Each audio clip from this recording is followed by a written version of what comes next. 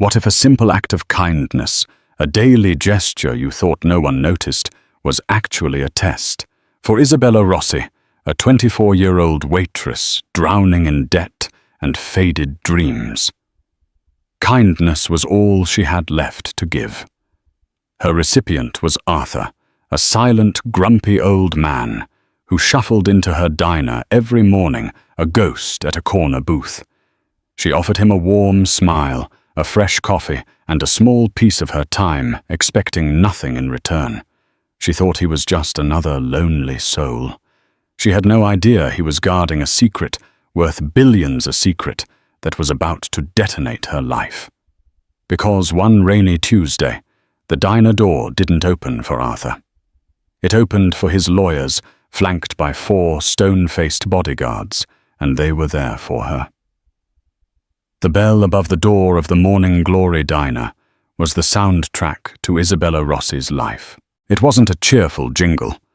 It was a tired, metallic chime that announced the arrival of another customer needing coffee, another plate to carry another dollar to hopefully add to the tip jar. The diner itself was a relic, a capsule of worn-out vinyl booths, the color of dried mustard, a sticky linoleum floor, and a persistent aroma of burnt coffee and frying bacon. For Isabella, or Bella as everyone called her, it was both her prison and her sanctuary. For the past 3 years, 6 days a week, from 5:30 a.m. to 3:00 p.m., Bella had danced the familiar ballet of the Waitress. She navigated the narrow aisles with a grace born of repetition, balancing plates on her arm, refilling coffee cups without spilling a drop, and manufacturing a smile that often felt as cracked as the porcelain mugs she washed by hand. Her real passion, her soul, was locked away in a tiny second-floor apartment a few blocks away, gathering dust on canvases she could no longer afford. Art school had become a distant dream, buried under a mountain of her mother's medical bills and the crushing weight of rent. Her regulars were a predictable cast of characters. There was Frank, the construction foreman, who read the sports page and left exactly a $1 tip regardless of his bill. There were the 2 chatty secretaries from the law office down the street who dissected their boss's love life over wilted salads. And then there was Arthur. Arthur was different. He wasn't a regular in the traditional sense. He was a fixture, as much a part of the diner as the humming neon sign out front. Every single morning at precisely 7:15 a.m., he would push open the heavy glass door and shuffle to booth 4, the one in the back corner by the window. He never made eye contact with anyone. He wore the same outfit, a faded tweed coat, no matter the weather-worn trousers and scuffed leather shoes. His face was a road map of wrinkles, his eyes a pale, watery blue that seemed to look right through everything. He was a whisper in a loud room. The first time he came in, Bella's boss, a perpetually stressed man named Sal, had warned her. "Don't bother with the old coot in 4. He doesn't talk. Just give him black coffee and the daily special, whatever it is. He'll pay in exact change and leave." Brenda, the veteran waitress who had the patience of a wasp, sneered. "Waste of a 4-top. We should stick him at the counter." But Bella saw something else in his stoic silence. She saw a profound loneliness, a quiet dignity that touched the artist's heart still beating within her. So she ignored Hall's advice. The first day she placed the menu in front of him. "Good morning, sir. My name is Bella. Can I start you with some coffee?" He just grunted, not looking up. She poured the coffee anyway.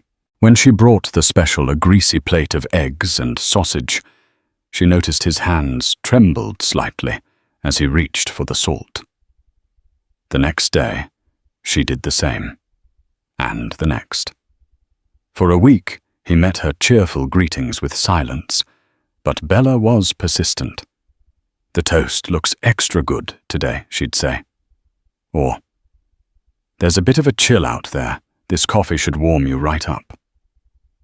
Then one Monday morning, about a month into his silent patronage, as she set down his plate, she noticed him struggling to cut his toast with the diner's dull knives. His knuckles were swollen with arthritis. Without a second thought, she picked up the knife.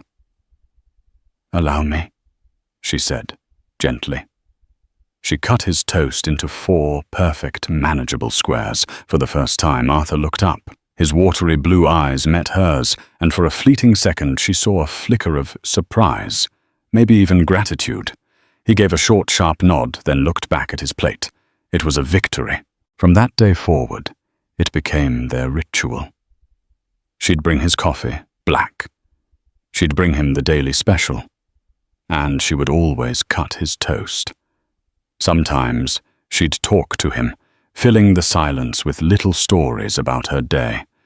The funny thing a customer said, or her dream of one day visiting the Louvre in Paris to see the masterpieces in person. He never responded, but she felt he was listening. He would occasionally leave an extra quarter on the table, a silent acknowledgement that felt more valuable to her than a $20 tip. Her co-workers teased her relentlessly. "Still talking to your boyfriend," Bella Brenda would mock, wiping down the counter with a sour look. "You're wasting your breath. He's probably deaf." "Leave her alone," Sal would grumble from behind the grill. "If she wants to talk to a brick wall, let her. At least he doesn't complain." Bella didn't care. Those 10 minutes every morning became a strange anchor in her chaotic life. In a world that demanded everything from her and gave little in return, this small one-sided connection felt pure. It was a simple act of service, a moment of quiet communion. She wasn't doing it for a bigger tip or for praise. She was doing it because when she looked at the lonely old man in booth 4, she saw a human being who deserved a little bit of warmth, even if he couldn't or wouldn't ask for it. She had no idea that her simple kindness was being observed, catalogued, and judged by a mind sharper than anyone in the Morning Glory diner could possibly imagine. The Tuesday started like any other. The air was thick with the smell of rain and sizzling bacon. Bella was running on 4 hours of sleep, having spent most of the night on the phone with a nurse at her mother's care facility, discussing medication changes and mounting bills. She felt a familiar knot of anxiety tighten in her stomach, but she pushed it down, pinning her professional smile in place as she tied her apron. 7:15 a.m. came and went. Booth 4 remained empty. Bella glanced at the clock, then at the door, a small furrow in her brow. Arthur was never late. Never. He was as reliable as the sunrise. By 7:30, a tendril of genuine concern began to creep into her thoughts. Maybe he was sick. He was old after all. She made a mental note to ask the other regulars if they knew where he lived, though she doubted anyone did. He was an island. At 8:05, the bell above the door chimed, but it wasn't Arthur. The entire diner fell silent. Even the sizzle from Sal's grill seemed to hush. 4 men, all built like refrigerators and dressed in immaculate black suits with earpieces, stepped inside. They moved with a fluid, disciplined precision that was utterly alien to the sticky-floored diner. 2 flanked the door, their eyes scanning the room with unnerving stillness. The other 2 stepped aside to allow a 5th man to enter. He was older, perhaps in his late 60s, with silver hair swept back from a high forehead and a face that was all sharp angles and intelligent eyes. He wore a tailored charcoal grey suit that probably cost more than Bella earned in a year. In his hand, he carried a pristine leather briefcase. He looked around the diner, his expression a mixture of mild distaste and focused purpose. "Can I help you?" Sal asked, wiping his greasy hands on his apron. His usual bluster completely gone. The man in the charcoal suit ignored him. His gaze swept the room until it landed on Bella, who was standing frozen by the coffee machine, a pot still in her hand. He walked directly toward her, his expensive Italian shoes making soft, decisive sounds on the linoleum. The two bodyguards followed a few paces behind their presence, sucking the very air out of the room. "Are you Ms. Isabella Rossi?" the man asked. His voice was calm, deep, and carried an authority that demanded an answer. Bella's heart hammered against her ribs. She could only nod, her throat suddenly dry. What was this? Was she in some kind of trouble? Did she witness something? Was this about her mother's bills? The man stopped in front of her. He gave her a long, appraising look. "My name is Marcus Davies. I am a senior partner at the law firm of Sterling, Cromwell and Davies. I was the personal attorney for Mr. Arthur Pendleton." The name hung in the air. Pendleton. It sounded so formal, so important. It took Bella a moment to connect it to the quiet old man in booth 4. Arthur. His name was Arthur Pendleton. "Arthur," she whispered. "Is he okay?" "He didn't come in this morning." Mr. Davies's expression softened, almost imperceptibly. "Mr. Pendleton passed away peacefully in his sleep late last night." The coffee pot suddenly felt immensely heavy in Bella's hand. A wave of unexpected grief washed over her. It was absurd. She barely knew him. He never said a word to her, but their silent ritual had become a part of her life, a small, steady point in her turbulent world. Now it was gone. Tears pricked at the back of her eyes. "Oh," she said, her voice small. I'm so sorry to hear that." Brenda was watching from the counter, her mouth agape. Frank had lowered his newspaper. The entire diner was rapt, silent witnesses to a drama they didn't understand. Mr. Davies nodded curtly, as if acknowledging a required pleasantry.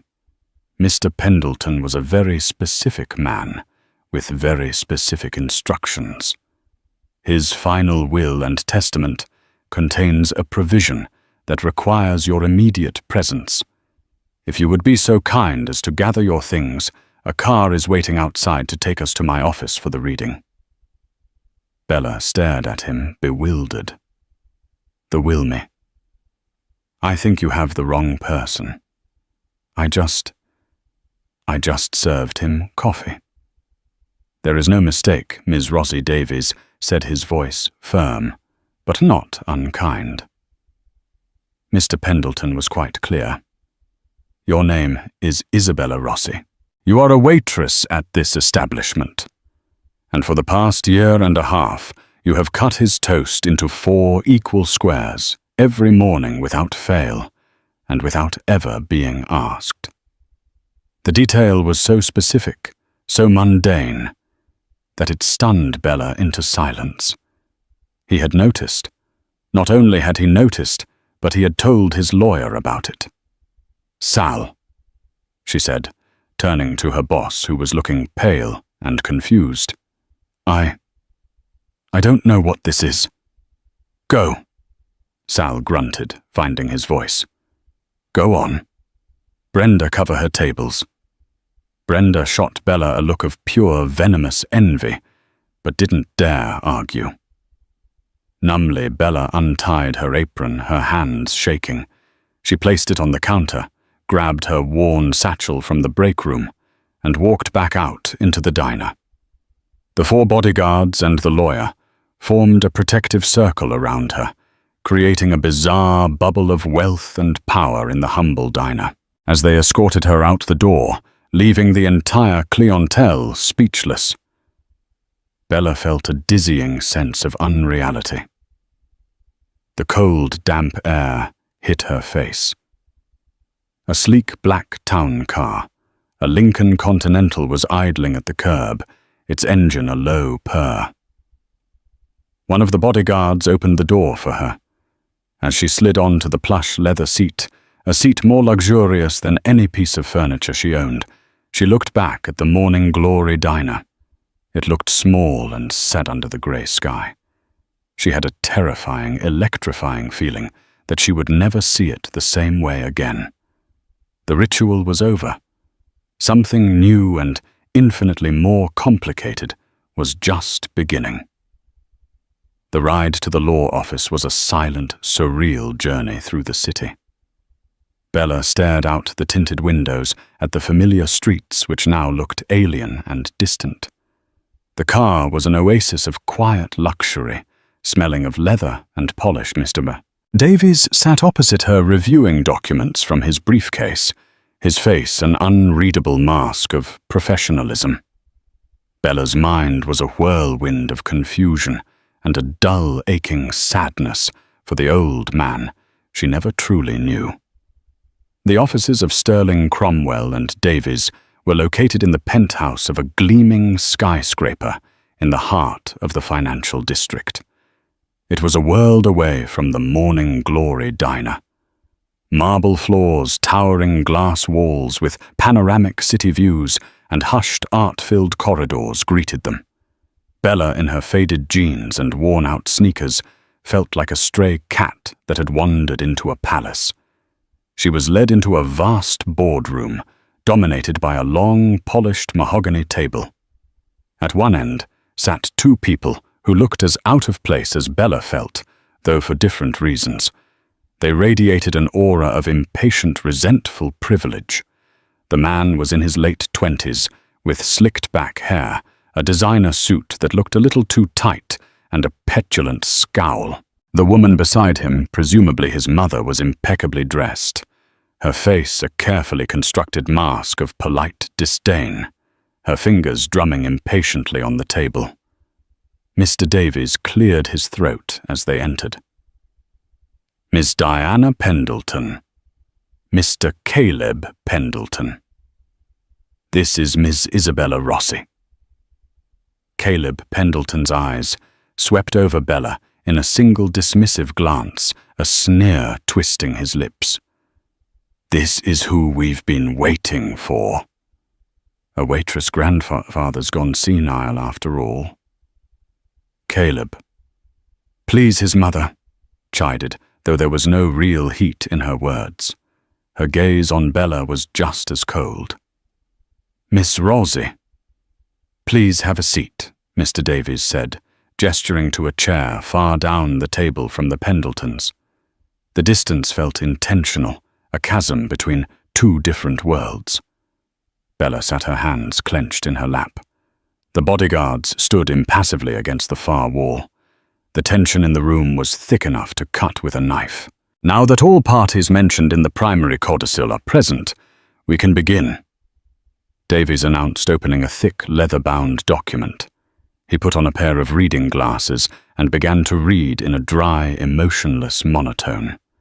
Most of it was legal jargon that flew right over Bella's head, trusts' endowments to charities she'd never heard of, bequests to foundations. She listened to the staggering sums being discussed, numbers that felt more like concepts than actual money. The Pendleton fortune was clearly immense. Then Davies paused and looked directly at Diana and Caleb. To my daughter-in-law, Diana Pendleton, and my grandson, Caleb Pendleton, I leave the contents of the Pendleton Family Trust as contractually obligated by pre-existing family arrangements. This amounts to a principal sum of $10 million each. Caleb scoffed loudly. $10 million? That's it. That's an insult. The company is worth billions. Your grandfather liquidated the majority of his personal assets over the last 2 years. Caleb Davies said coolly. What he does with his personal fortune is and was his own prerogative. He owed it to us. We're his family. Diana snapped, her polite facade cracking. Davies ignored them and continued reading. All remaining personal effects, properties, and the controlling interest in the Pendleton Global Holding Company are to be dealt with as follows. He took a breath. To my friend and physician, Dr. Alistair Finch, I leave the sum of $1 million. He turned a page. Bella held her breath, not knowing why she was even here. Maybe Arthur had left her a small token, a few $100s, as a final silent tip. That would be more than enough, a kind gesture from a quiet man. And now Davies said, looking over his glasses directly at Bella, his voice resonating in the silent room. We come to the final provision. He read from the will. To Miss Isabella Rossi, the young woman at the Morning Glory diner, who showed an old man kindness when she had no reason to, who treated him with dignity, when others saw only a nuisance, and who without fail cut his toast, because she noticed his hands trembled. Bella's eyes filled with tears. He had noticed everything. Davies continued. To Miss Rossi, I leave a legacy of kindness returned. First, I bequeath to her the sum of $250,000 to be transferred to her account immediately to ease her burdens as she once eased mine. Bella gasped. The room tilted. $250,000. It was more money than she had ever imagined holding. It would pay for her mother's care for years. It would clear her debts. It was a miracle. What Caleb exploded, leaping to his feet. He's giving $250,000 to a hash slinger. We'll contest this. He was clearly not of sound mind. Please, sit down, Mr. Pendleton. Davies said, his voice dropping to an icy calm. I am not finished. Caleb stared, then slowly sank back into his chair, his face flushed with rage. Davies adjusted his glasses and read the final sentence. And finally, because it was the last place on earth where I felt seen, not as a source of wealth, but as a human being, I leave her the one thing that brought me a small measure of peace in my final years. I bequeath to Ms. Isabella Rossi in its entirety the property and business known as the Morning Glory Diner, located at 152nd Street and Elm, which I purchased 6 months ago through a subsidiary company. Silence. A thick, profound silence filled the boardroom. Bella just stared, her mind unable to process the words. The diner. He bought the diner for her. Then Caleb started to laugh. It wasn't a happy sound. It was a sharp, ugly, incredulous bark. The diner. He leaves her a greasy spoon. Oh, that's rich. After all that build-up, he leaves the waitress her own cage. Grandfather really did have a twisted sense of humor. But Mr. Davies wasn't smiling. He closed the will, removed his glasses, and looked at Bella with an expression she couldn't quite decipher. It was a mix of pity-respect and warning. There is one more thing, Ms. Rossi, he said, his voice low. Included with the diner is the small investment portfolio Mr. Pendleton attached to the business to ensure its long-term viability and provide for capital improvements. It is currently valued at approximately $5 million. The laughter died in Caleb's throat. His face went from red to a sickly pale white. Diana's perfectly manicured hand flew to her mouth. Bella felt the floor drop out from under her. $5 million. The diner. It wasn't a cage. It was a kingdom. The grumpy, silent old man she had served coffee to the man she felt sorry for wasn't just wealthy. He was Arthur Pendleton, founder of Pendleton Global, a corporate titan, a king of industry who had hidden in plain sight, and he had just handed her a broke art student slinging hash in a greasy spoon, the keys to a new life. A life that, judging by the murderous look in Caleb Pendleton's eyes, was about to become very, very dangerous. Leaving the law office was like stepping out of a hyperbaric chamber and into a hurricane. The bodyguards escorted Bella back to the Lincoln Continental, shielding her from the furious, sputtering insults of Caleb Pendleton, who had followed them into the hallway. "This isn't over, you little gold digger." He seethed, his face contorted with rage. "I'll have my lawyers crawl over every inch of this. You won't see a dime." Bella didn't respond. She was in a state of profound shock, her mind numbly replaying Mr. Davies's words. $5 million. The diner is yours. Mr. Davies had given her his card and a thick folder of documents. "A financial advisor will call you tomorrow, Ms. Rossi. Do not speak to anyone, especially the Pendletons.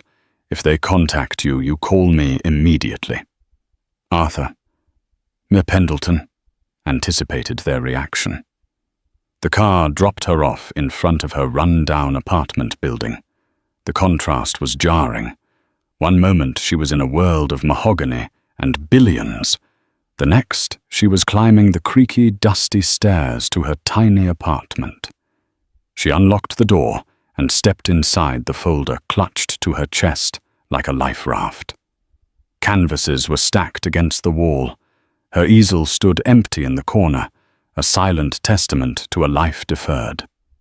The first thing she did was call her mother's care facility. With a trembling voice, she spoke to the financial administrator and paid the entire outstanding balance, then paid for the next 2 years in advance, requesting a private room and the best possible care for her mother. The relief that washed over her was so immense it brought her to her knees. She sat on her floor and wept, not for sadness, but for the sudden crushing release of a burden she had carried for so long. The next morning, Bella didn't go to the diner. She couldn't. What would she say? How could she walk in there? Instead, she went to the bank with a cashier's check for $250,000 that Mr. Davies had prepared for her. The bank manager, who usually treated her with polite indifference, ushered her into his private office with a newfound sycophantic respect. The world had already begun to shift around her. By the afternoon, she knew she couldn't hide forever. She had to face them. Taking a deep breath, she walked the familiar blocks to the Morning Glory diner. It was the middle of the lunch rush. Through the window, she could see Brenda looking hassled and Sal sweating over the grill. She pushed open the door. The little bell chimed. Every head turned. Conversations stopped. Sal looked up from the grill, spatula in hand. Brenda, holding a tray of burgers, froze mid-stride. They had all heard. The gossip from Frank, who had witnessed the lawyer's arrival, must have spread like wildfire. "Bella, Sal," said his voice uncertain. "Hi, Sal," she said, her voice surprisingly steady. She walked up to the counter. I guess you've heard." "Heard you came into some money," Brenda said, setting her tray down with a thud. There was a sharp, envious edge to her voice. "Decided you're too good to show up for your shift, huh?" "Brenda," Sal warned. "No, it's okay," Bella said. She looked from Sal to Brenda, then to the other staff peeking out from the kitchen. These people had been her world. "It's true. Arthur, Mr. Pendleton, he left me some money. And he left me the diner." A collective gasp went through the staff. Sal's spatula clattered onto the grill. "He what?" Sal sputtered. "I own this diner. I've owned it for 30 years. Bella's heart sank. This was the part Mr. Davies had warned her about. She opened the folder and pulled out a document. "According to this, Sal, you sold the diner 6 months ago to a company called AP Holdings. You've been operating as a salaried manager since then." Sal stared at the paper, his face turning ashen. AP Holdings. They offered me a fortune. More than this place was worth. I thought it was some big real estate developer who was going to tear it down. I never thought.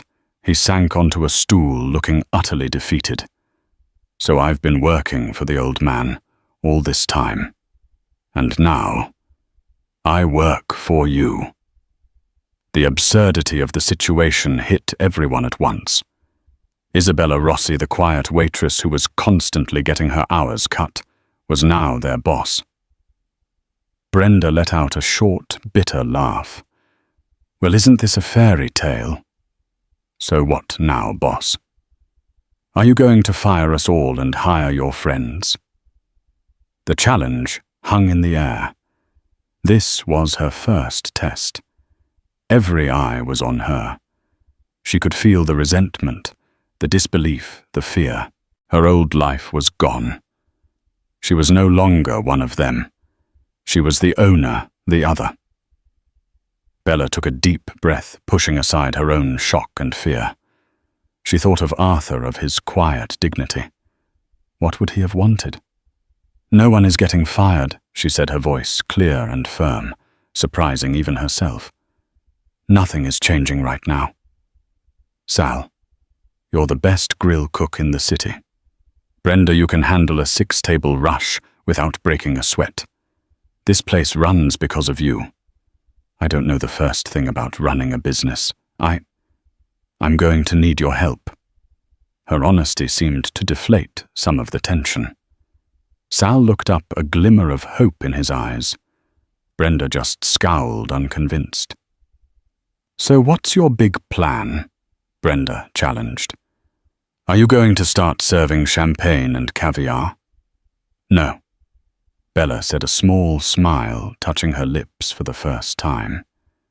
But I am going to buy a new coffee machine and a knife sharpener, and we are going to fix the air conditioning. It was the right thing to say. A few of the kitchen staff chuckled. These were their daily complaints, the small miseries of their job. Hearing them acknowledged by the new owner, their former co-worker, meant something. Just then the bell on the door chimed again. A man in a messenger uniform stood there. Package for Isabella Rossi. He handed her a slim, elegant box from the Sterling, Cromwell and Davies law firm. Puzzled, Bella signed for it and opened it.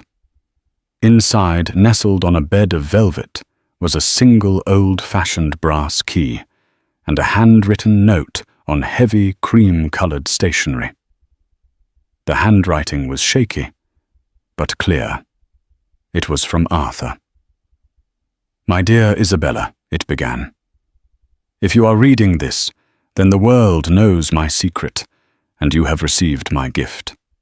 The money is for your freedom. The diner is for your heart. This key is for your future. It opens my private study. Marcus knows where.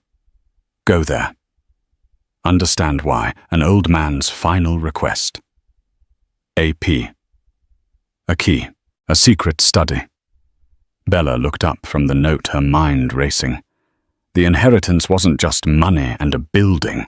It was a mystery. And as she looked at the resentful faces of her new employees and thought of Caleb Pendleton's venomous threats, she realized she would have to solve it if she was ever going to truly claim her new life. The address Mr. Davies gave Bella for Arthur's private residence was on Park Avenue.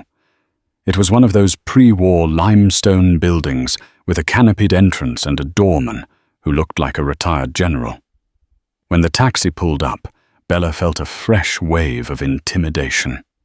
She was wearing the nicest clothes she owned, a simple black dress she'd bought at a thrift store. But she still felt like an imposter. Mr. Davies was waiting for her in the lobby. His expression was somber. He hasn't allowed anyone into his personal apartment in over a decade, he explained as they rode a silent wood-paneled elevator to the penthouse. Not even his family. He conducted all his business from his corporate headquarters. This was his sanctuary. The elevator opened directly into the apartment. Bella stepped out and forgot to breathe. It was vast, with floor-to-ceiling windows, offering a breathtaking view of Central Park. But it wasn't the view or the scale of the place that stunned her. It was the art. The walls were covered with masterpieces.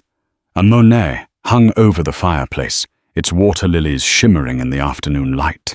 A Degas sculpture of a dancer sat on a pedestal. A small, intense Van Gogh self-portrait stared out from a side wall. It was a private museum, curated with impeccable taste. He was one of the world's most discreet art collectors, Davies said, softly, observing her reaction. This is what Caleb was truly after. This collection is priceless. The apartment was immaculate, yet it felt profoundly lonely. There were no family photos, no clutter, just priceless art and elegant, sterile furniture. It felt like a gilded cage. "The study is this way," Davies said, leading her down a long hall. He stopped at a heavy oak door.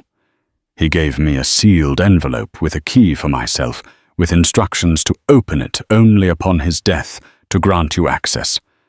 I will wait for you out here.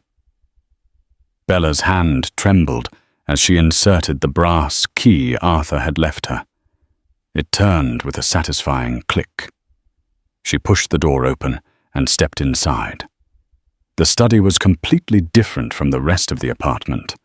It was warm and lived in. Books crammed every shelf from classic literature to modern physics. A large worn leather armchair sat beside a fireplace. A faint scent of old paper and pipe tobacco lingered in the air. But what dominated the room was the wall behind the massive desk. It wasn't covered in art. It was a corkboard stretching from floor to ceiling, covered in a complex web of photographs, stock charts, legal documents, and handwritten notes connected by colored strings. It was the strategic map of a general commanding a global empire. This was the real Arthur Pendleton. At the very center of this web, however, was something that didn't fit. It was a small, slightly blurry photograph. Bella stepped closer. It was a picture of a woman laughing, sitting on a checkered blanket in a park. She was beautiful with kind eyes and a warm smile. Next to it was another photo, this one of the same woman, standing proudly in front of a small, charming storefront. The sign above the door read, "Eleanor's Eats."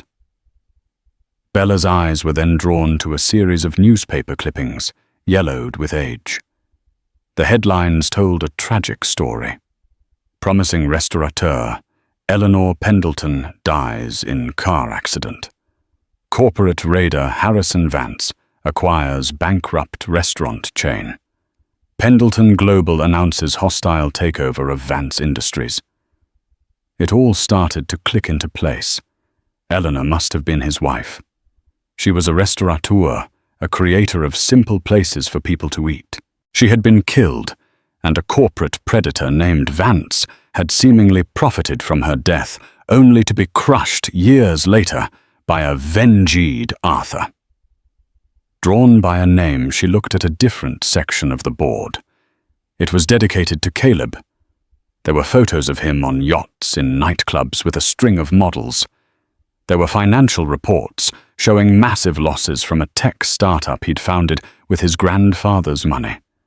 There were copies of checks Arthur had written to pay off Caleb's gambling debts. One note in Arthur's shaky hand read, "He has her name, but none of her heart." Finally, her eyes found a small empty space on the board. Tacked to it was a single recent photo. It was a candid shot, taken from a distance of Bella herself. She was outside the Morning Glory diner on her break, smiling at something on her phone. Pinned next to it was a small handwritten note. "She has her heart." Tears streamed down Bella's face. It was never about the toast. Not really. He wasn't testing her kindness. He was looking for a reflection of his lost wife, Eleanor. He was searching for someone with a good heart, someone who understood that the value of a place wasn't in its price tag, but in the warmth and dignity it offered. The diner wasn't just any diner. It reminded him of his wife's dream. In leaving it to Bella, he wasn't just giving her a gift. He was entrusting her with Eleanor's legacy. Suddenly, a new determination hardened her grief. This wasn't just about money anymore. It was about honoring the faith of a lonely old man who had lost everything that truly mattered to him. Caleb didn't just want the money. He wanted to destroy the last thing his grandfather had built, the one thing Arthur believed was a worthy legacy. She walked over to the desk. On it was a single sealed envelope addressed to her. She opened it. Inside was a letter and a stock certificate for a single share of Pendleton Global. The letter read, Isabella. Knowledge is power. This single share gives you the legal right to attend the annual shareholder meeting next month. Caleb will be there. He will try to seize control of the board. He thinks you are a nobody. Prove him wrong.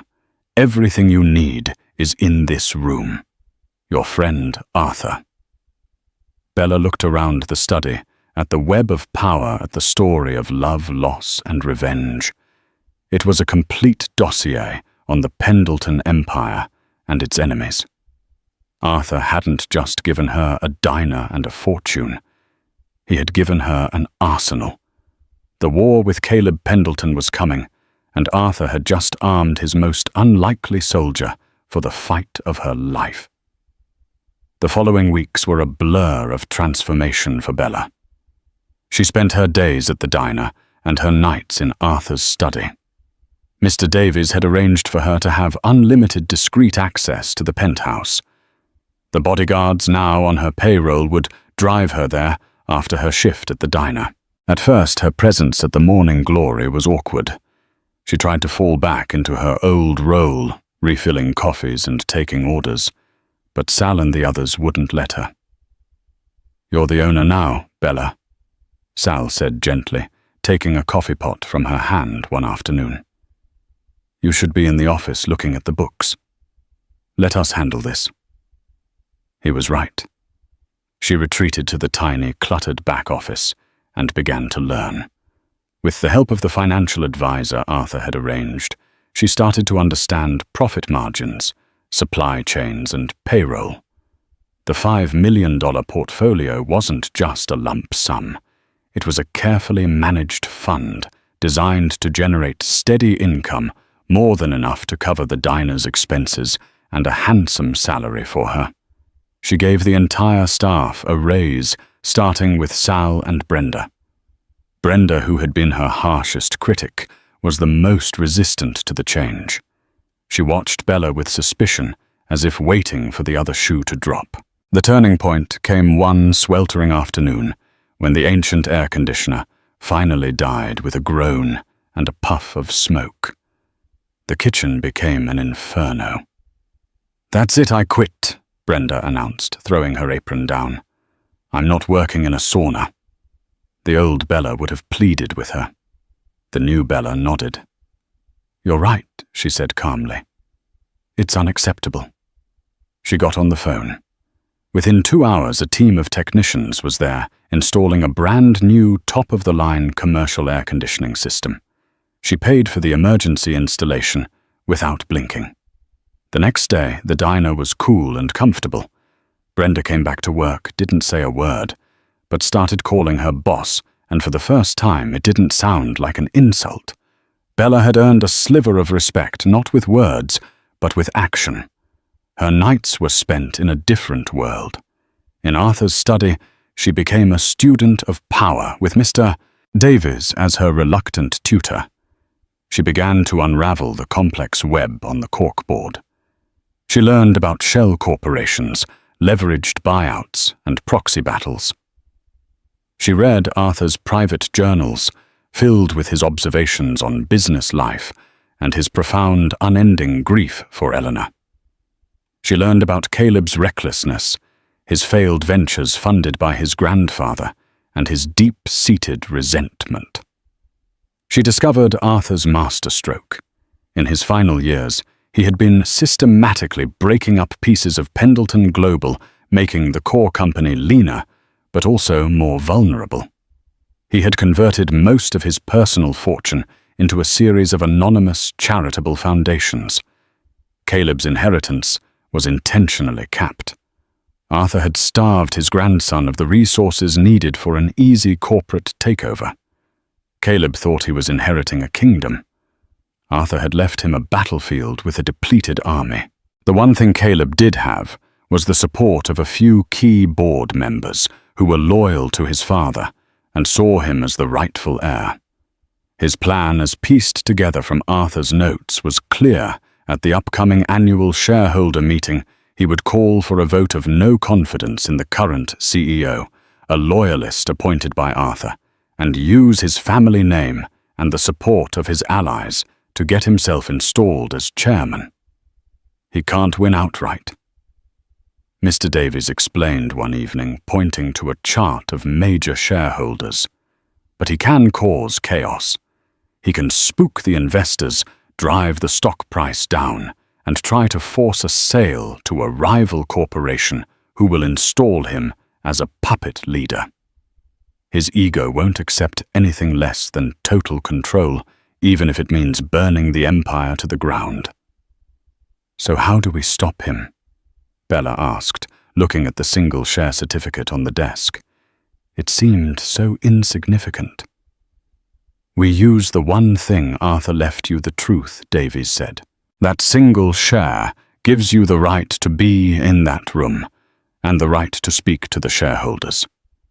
We can't outvote him, but perhaps we can outmaneuver him. Working late into the night, they formulated a plan. It was audacious, terrifying, and relied entirely on Bella's ability to step onto the biggest stage of her life and convince a room full of sharks that a waitress from a greasy spoon knew better than the heir to the Pendleton fortune. The day of the shareholder meeting arrived. Bella stood in front of the full-length mirror in Arthur's penthouse bedroom. She wasn't wearing a thrift store dress. Mr. Davies had insisted she use a personal shopper. She was wearing a simple but impeccably tailored navy blue suit. Her hair was pulled back in a neat bun. She looked professional, calm, and confident. But inside her heart was a trapped bird. "You're ready," Mr. Davies said from the doorway. He looked at her, and for the first time she saw a genuine smile on his face. Arthur would be proud. 2 of her bodyguards escorted her. As she walked through the gleaming lobby of the Pendleton Global Tower, she saw him. Caleb was standing with his allies, laughing, oozing arrogance. He saw her, and his face froze, his expression shifting from shock to contemptuous amusement. Well, look what the cat dragged in," he said, loud enough for everyone to hear. "Come to serve coffee, sweetheart." His cronies snickered. Bella didn't rise to the bait. She met his gaze, her expression unreadable. "I'm a shareholder, Caleb," she said, her voice clear and steady. "And I have a right to be here." She walked past him, head held high, and into the lion's den, leaving him momentarily speechless. The battle had begun. The boardroom was an amphitheater of corporate power. A massive U-shaped table was filled with the board of directors, men and women with severe faces and expensive suits. Tiers of seats behind them were filled with major shareholders, analysts, and media. Bella, guided by Mr. Davies, took a seat in the front row, reserved for shareholders. She felt 100 pairs of eyes on her, whispering, questioning her presence. The meeting began with dry presentations and financial reports. Bella listened, her hands clasped tightly in her lap. Then the chairman opened the floor for new business. Caleb immediately stood up, He was a natural performer, charming and confident. He spoke of legacy of his family's name and of a bold new vision for the future. He painted the current leadership as stagnant and unimaginative. My grandfather was a legend. He boomed, but his time has passed. Pendleton Global needs new blood, a new direction to compete in the 21st century. It needs a Pendleton at the helm. He then formally made his motion, a vote of no confidence in the CEO, and the nomination of himself, Caleb Pendleton, as the new chairman of the board. A tense murmur went through the room. Caleb's allies on the board voiced their support. It was clear he had momentum. The CEO, a capable but uncharismatic man named George Riley, offered a weak defense that was quickly shot down. Is there anyone else who wishes to speak on this motion before we call the vote? The chairman asked, his gaze sweeping the room. This was it. With a silent nod from Mr. Davies, Bella stood up. A wave of confused whispers rippled through the audience. Who is she? What is she doing? Caleb smirked. I believe the floor is for shareholders, not the catering staff. I am a shareholder, Bella said, her voice amplified by the microphone at her seat. It trembled slightly at first, then found its strength. My name is Isabella Rossi. She didn't look at Caleb. She looked at the faces of the board members, the investors. Mr. Pendleton speaks of his grandfather's legacy. I'm here today because I too was a part of Arthur Pendleton's legacy. Not the legacy of billions of dollars and corporate takeovers, but the legacy of his final years. She told them her story. She didn't embellish it. She spoke simply and honestly about the Morning Glory diner, about the quiet old man in booth 4, about cutting his toast because his hands shook. The room, initially dismissive, grew quiet, listening intently. You see, in his final years, Arthur Pendleton wasn't interested in acquiring more companies. He was interested in one thing, character. He spent his days in a simple diner watching people. He wasn't looking for the next great CEO. He was looking for simple, honest decency. She then turned her attention to Caleb. Caleb Pendleton talks about a bold new vision. Arthur Pendleton's private records, which he left in my care, show Caleb's vision quite clearly. Mr. Davies stood and placed a file in front of the chairman. Copies for the board, he said grimly. Bella continued, her voice ringing with conviction. A vision that led to a $30 million loss on a failed tech venture. A vision that required his grandfather to pay off over $2 million in personal gambling debts.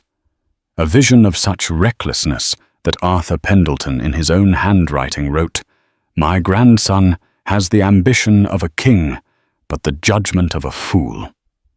He didn't leave his empire to Caleb, not out of spite, but out of a fiduciary duty to protect it from the one person he knew would destroy it. Gasps echoed through the room. Caleb's face had turned a blotchy, furious red. These are lies. Slander. Are they? Bella challenged, her gaze unwavering. The documentation is all there. Arthur Pendleton saw that the heart of this company wasn't its stock price, but its integrity, an idea his grandson has never understood. She then played her final card. But I'm not here to ask you to believe me or to simply reject Caleb. I'm here to honor Arthur's true final vision. He didn't want another king on the throne. He wanted stewardship. She looked directly at George Riley, the beleaguered CEO. He left notes praising Mr. Riley's caution, his stability, his loyalty. He believed in him. But he also knew the company needed a soul. She turned back to the board. Therefore, as a shareholder, I propose an amendment to the company's charter. The creation of the Pendleton Legacy Foundation, to be funded by 10% of the company's annual profits, dedicated to supporting small businesses and funding educational scholarships. And I nominate myself, Isabella Rossi, owner of the Morning Glory Diner, and Arthur Pendleton's chosen heir to run it. It was a master stroke. She wasn't asking for power over the company, but for a position of moral authority within it. She had tied Arthur's personal legacy directly to the company's future, offering the shareholders a story of redemption and purpose instead of a grubby power struggle. She had honored the stable CEO while simultaneously sidelining Caleb, not with corporate tactics, but with a simple, powerful story of character. The room was silent for a long moment, and then one of the oldest board members, a man who had known Arthur for 50 years, began to clap. Slowly then, all at once, the room joined him. Investors, analysts, even some of Caleb's own supporters, captivated by the story, and the brilliant maneuver applauded. Caleb stood frozen, his face a mask of utter defeat. He had been beaten not by a corporate raider, but by a waitress with a story. The vote was a formality. Caleb's motion was crushed. Bella's proposal was accepted unanimously. Months later, the Morning Glory Diner was renovated. It was clean, bright, and the kitchen was state-of-the-art, but the worn, mustard-colored vinyl on booth 4 remained preserved under a thin layer of protective plastic. A small, tasteful brass plaque was affixed to the wall above it. It read, "Arthur's Corner." Bella split her time between running the diner with Sal as her highly paid manager, and Brenda as her surprisingly loyal head of staff, and managing the new foundation, which was already changing lives. She finally had time to paint again, her canvases now filled with vibrant color. She had found the balance she never knew she was looking for between her old life and her new one, between art and commerce, between kindness and power. She had honored Arthur's legacy and, in doing so, had finally built her own. Isabella's story is a powerful reminder that the greatest investments we can make are not in stocks or bonds, but in each other. A simple act of compassion, a moment of dignity offered to someone who seems to have nothing, can ripple outward in ways we can never predict. Arthur Pendleton had all the money in the world, but he died searching for something money could never buy: genuine human connection. He found it in a humble diner, in the hands of a waitress who chose to be kind. Bella didn't just inherit a fortune. She inherited a responsibility, proving that true wealth isn't what you have, but what you do with it. Her story asks us a question. Who are the silent Arthurs in our own lives, and do we have the grace to notice them? If this story of unexpected kindness and hidden strength touched your heart, please take a moment to hit that like button to help us share it with more people. Let us know in the comments what you would have done in Bella's shoes. And don't forget to share this video and subscribe to the channel for more unforgettable, real-life stories that prove the most extraordinary things can happen to ordinary people. Thank you for listening.